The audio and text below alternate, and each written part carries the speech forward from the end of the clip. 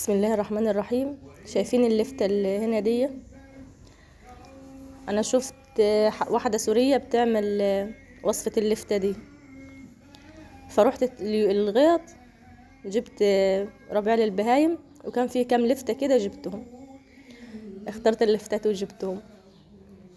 هي بصراحة الوصفة فعالة وانا جربتها قبل ما اعملها. جبت اللفتات وبدأت اغسلهم، طبعا هعملهم مخلل.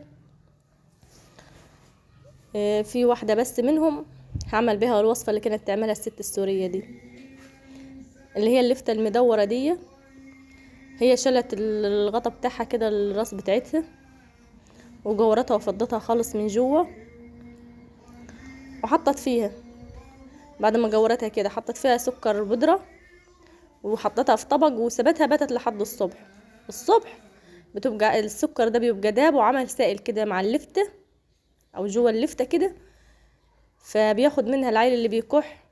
طبعا كل الاطفال دلوقتي في الشتاء والبرد ده بتكح، بياخد منها معلقة كأنه بياخد دواء، مرة صبح ومرة بالليل. وعايزين نزود، طبعا دي حاجة طبيعية مش هتضر.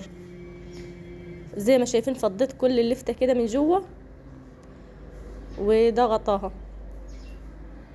اللي هي اللي انا قطعته منها برضو بتتغطى بيه، الحته اللي انا قطعتها منها بتتغطى بيها. هكمل باقي قطيعهم اللي رايحه اعملهم مخلل، وبعد كده هعمل دي اللي عملتها، اللي جورتها دي مليتها سكر بودرة اهو. واهم حاجه تتحط في طبق، لان هي هتنزل سائل في الطبق. حطيتها في طبق وكده سبتها. يا ريت تجربوها دلوقتي، اللفت مال الاسواق. طبعا دي امن واسهل بكتير خالص من الدواء ومن الحاجات اللي ما نشتريها من الصيدليه للكحه. وانا جربتها اصلا والله ومعجب نتيجه وحلوه خالص. جربتها قبل ما اعملها لكم،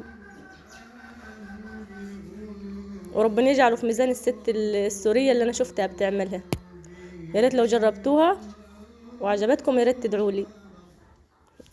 يا رب يشفوا ولادنا كلهم، يا رب يعدي الشتاء ده وهم اصحاء وبخير.